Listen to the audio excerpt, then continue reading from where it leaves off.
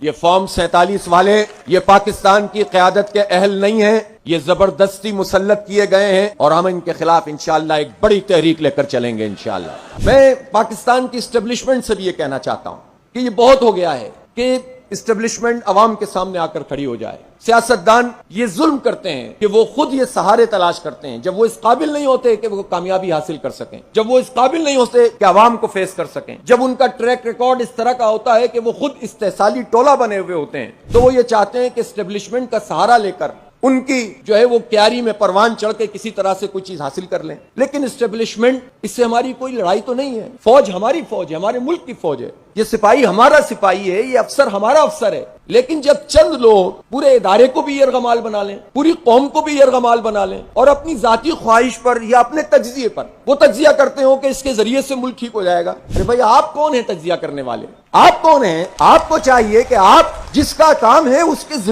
کے ذریعے سے کریں۔ تو چند لوگ اگر یہ کام کرتے ہیں تو اس کے نتیجے میں خود جو عوام جو سپاہی سے محبت کرتے ہیں، فوج سے محبت کرتے ہیں، آج بھی اگر سب اپنی اپنی پوزیشن پہ چلے جائیں تو یہ قوم ہر سپاہی کو اپنے ماتھے کے اوپر اور اپنے سر کے اوپر رکھنے کے لیے تیار ہے۔ لیکن لوگوں کو یہ سمجھنا پڑے گا کہ ہم سب کو اپنی اپنی آئینی پوزیشن پر واپس جانا پڑے گا۔ آپ جتنی دیر لگائیں گے اتنی نفرتیں بوئیں گے، جتنا وقت لگائیں گے اتنا فوج کو نقصان پہنچائیں گے۔ لہٰذا میں کھلی پیشکش کرتا ہوں کہ اس سلسلے میں اس آئین کی بالادستی کے لیے اگر سب بند گلی میں پھنس گئے اور واقعی پھنس گئے، میں پیشکش کرتا ہوں کہ جماعت اسلامی اس بد گلی سے سب کو نکالنا چاہتی ہے، اس قوم کو آگے بڑھانا چاہتی ہے، لیکن طے کرنا پڑے گا کہ سب آئین کی بالادستی کو مقدم رکھیں گے اور اپنی آئینی پوزیشن پر واپس جائیں گے۔ تو ہم انشاءاللہ تعالی اس میں پیش رفت کر کے ایک راستہ نکالنے کے لیے، اس لیے کہ جماعت اسلامی کے علاوہ کوئی یہ کام کر بھی نہیں سکتا ہے، اگر آئین کی بالادستی کے لیے لوگوں سے گفتگو کرنی پڑے گی کریں گے۔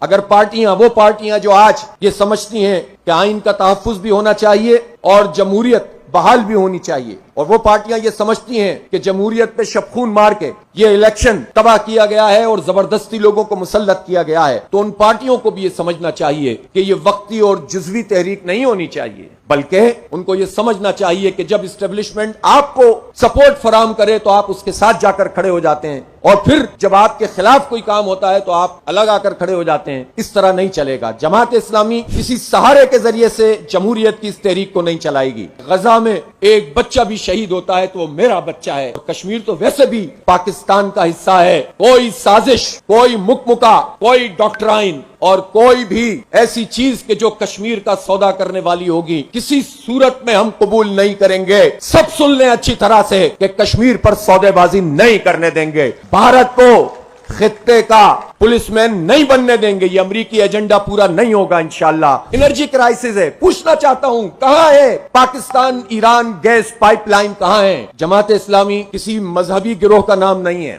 کسی مسلکی گروہ کا نام نہیں ہے، کس کی فرقہ واریت پر یقین رکھنے والے گروہ کا نام نہیں ہے۔ جماعت اسلامی دین پیش کرتی ہے، اور دین ایک نظام کا نام ہے۔ دین ترجیحات طے کرتا ہے۔ دین انسانوں کی غلامی سے نکال کر انسانوں کے رب کی غلامی کے نظام میں لانے کی بات کرتا ہے۔ ہم جماعت اسلامی کو کسی کا اعلی کار نہیں بننے دیں گے۔ ہم جماعت اسلامی کے کارکنوں کی اتنی زبردست اجتماعیت کو آپ کنفیوز نہیں ہونے دیں گے، اور ہم پاکستان کے عوام کو بھی کنفیوز نہیں کرنا چاہتے۔ ہم اپنے پرچم، اپنے نشان پر اپنی اس سیاسی تحریک کو لے کر چلیں گے انشاءاللہ تعالی۔ ہمارا پورا ملک ہمارا حلقہ ہوگا انشاءاللہ تعالی۔ حلقہ بندیوں کی اس سیاست کو خیر بات کیجئے اور پورے ملک کو حلقہ بنائیے۔ جماعت اسلامی یوتھ کو انشاءاللہ اپنے بنیادی طور پر ہدف میں رکھے گی۔ ہمارے یوتھ کے بہت مسائل ہیں، ہمارے نوجوانوں کے بڑے مسئلے ہیں۔ خواتین کو تحفظ فراہم ہونا چاہیے، ان کو عزت والی ٹرانسپورٹ ملنی چاہیے۔ ان کے ساتھ کیا سلوک کیا ہوا ہے؟ نعرے لگاتے ہو ان کے، صرف اس کا نام رکھ دیا کہ اپنی پارٹی کے چند لوگوں کو نوازنے کے لیے پرسنٹیج رکھ دو اسمبلی میں، اس سے خواتین کے مسئلے حل ہو جائیں گے۔ خواتین کے ایشوز ظاہر ہے یہ آبادی ہے، آپ دیکھیں تو صحیح، جو ورکنگ ویمن ہیں ان کا کیا حال ہے، ان کو ویجز پورے نہیں ملتے، ان کو ہیرسمنٹ کا نشانہ بنایا جاتا ہے۔ میرے لیے دعا کیجیے گا، بہت کچھ بھی نہیں ہے،